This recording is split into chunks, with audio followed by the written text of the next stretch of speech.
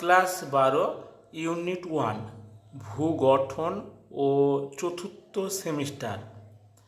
তা যে রাইটারটা থেকে আমি অনুশীলনীগুলো সমাধান করার চেষ্টা করছি সেটা হচ্ছে অনুরুদ্ধ হাজরা ও হরে কৃষ্ণ গিরি, বুক ইন্ডিয়ান।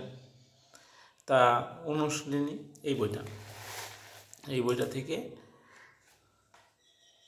সমাধান করছি। এখানে প্রথম ইউনিটে যে প্রশ্নটা আছে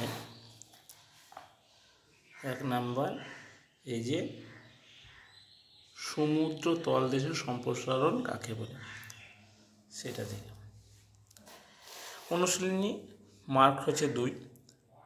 সমুদ্র তলদেশের সম্প্রসারণ কাকে বলে? সমুদ্র তলদেশে, তার মানে এই দেখো এটা দেখতে পাচ্ছি, এটা হচ্ছে সমুদ্রর এইটা তলদেশ। এই তলটা কিভাবে বেড়ে যাচ্ছে, এই তলটা কিভাবে আস্তে আস্তে কী হচ্ছে বেড়ে যাচ্ছে, বড় হয়ে যাচ্ছে, সেটা সম্পর্কে পড়বো। দেখো এই তলটাতে বেড়ে যাচ্ছে, তো দেখো কতটা বেড়ে গেছে, এই যে বেড়ে যাচ্ছে এটা সম্পর্কে পড়বো। তাহলে যে ভূতাত্ত্বিক প্রক্রিয়ায় মহাসাগরীয় ভূত্বক বলতে এই নিচে সমুদ্র তলাতে যেটা রয়েছে না, সেটা মহাসাগরীয় ভূত্বক। কারণ এটা ভূত্বক, এইটা মহাসাগর ভূত্বক।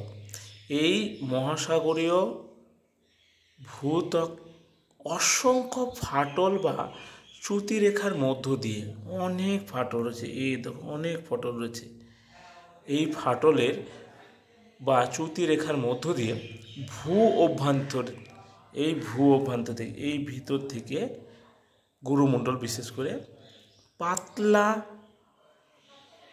পাতলা ব্যাসল্ট জাতীয় ম্যাগমা নির্গত হয়। এইটা দিয়ে তখন ম্যাগমা কী করলো, এটা দিয়ে ম্যাগমাগুলো বাইরে বেরিয়েলো, বেরিয়ে এসে ম্যাগমা নির্গত হয়ে লাভা রূপে সমুদ্র তলদেশে, ম্যাগমা বেরিয়ে আসছে, লাভা রূপে সমুদ্র তলদেশে কী করছে, তলদেশে সঞ্চিত হয়ে নতুন ভূত্বক তৈরি হয়েছে। এইটা নিয়ে একটা নতুন ভূত্বক হয়ে গেল। আগে এই ভূত্বকটা ছিল, এখন এটা নিয়ে সব একসঙ্গে নতুন ভূত্বক তৈরি হলো, সৃষ্টি হয় এবং বিস্তার ঘটে, এবং এটা অনেকটা বড় হয়ে গেল। এখানে যা ছিল তার তুলনায় এটা অনেকটা বড় হয়ে গেল।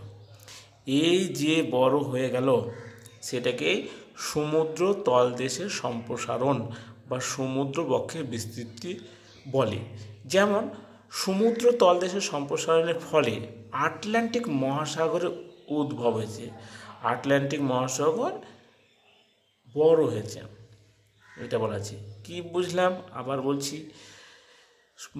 যে ভূতাত্ত্বিক প্রক্রিয়া মহাসাগরীয় ভূত্বকের অসংখ্য ফাটল ও চ্যুতিরেখার মধ্য দিয়ে, এই মহাসাগরের তলদেশে অনেকগুলো ফাটল রয়েছে, এই ফাটল দিয়ে ম্যাগমাটা বেরিয়ে এসে এখানে জমা হয়ে যে আবার নতুন ভূত্বক তৈরি হলে এই সমুদ্রটা আস্তে আস্তে বড় হয়ে গেল।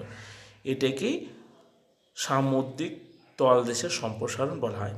তাহলে আজকে এইটুকু, তারপরে পরের ভিডিও।